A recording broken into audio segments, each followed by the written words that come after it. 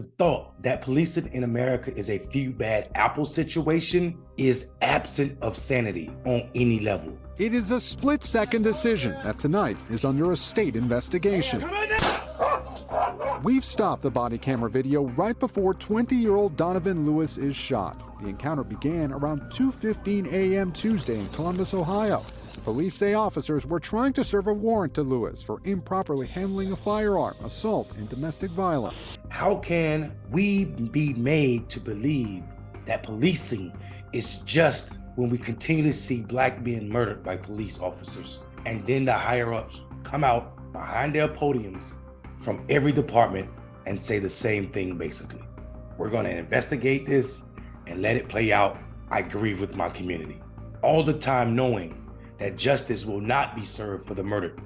Not at all. Less than 1% of police officers who murder people are ever convicted. Only 3% are ever tried. Less than 1%. I grieve with our community, but we're going to allow this investigation to take place. And then this police does something disgusting.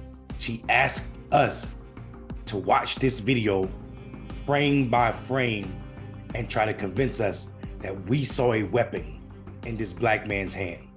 As you're looking at this, frame by frame, there appears to be something. He raises his hand. You can see Lewis's left arm on the bed, his right arm coming over his body. Here's that moment from the body camera of the officer who fired. No guns were found at the scene. The police chief says a device appearing to be a vape pen was later found next to Lewis.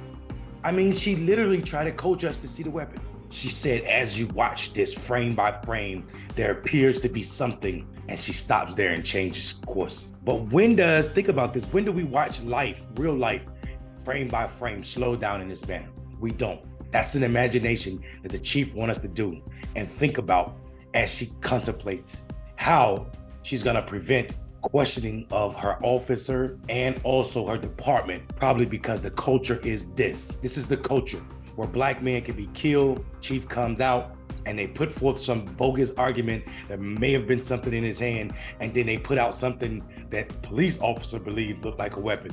Because all the things in Mr. Lewis's house, out of all of the things, the inventory in his bedroom, the only thing they mention is a vape pen.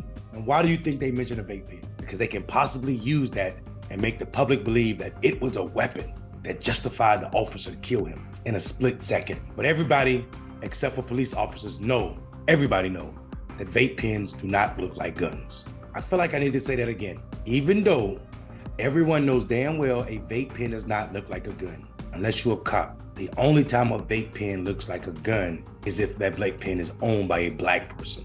But America has shown us they don't even have to lie about having a vape pen, using that as a weapon.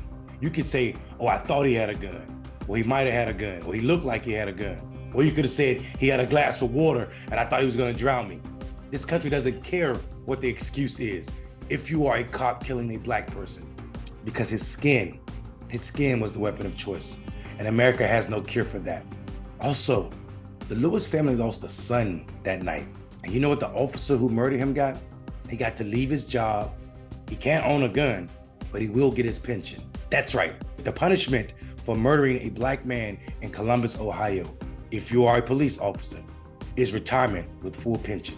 When folk pretend baseball and apple pies are the two attributes that mostly describe America, I'm wondering if they're doing this out of political correctness or just being coy. Because for me, the two attributes that describe America more than any is the mass shootings and cops killing black men. I am Mondale Robinson. This is Rebel HQ. Have a good evening, but not before you think about it.